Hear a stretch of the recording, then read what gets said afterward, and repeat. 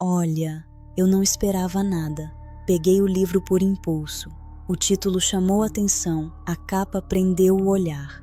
Pensei, vou dar uma chance. Não consegui parar. O Coringa Escarlate passa-se no Carnaval do Rio. Um motorista, uma mulher que entra no carro e desaparece a meio da viagem, sem explicação, sem regresso. E a partir daí, a história arrasta-te para um lugar onde já não tens certeza do que é real.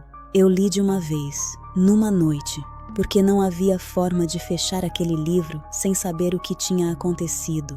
Se gostas de histórias que ficam contigo muito depois de as teres fechado, este livro é para ti.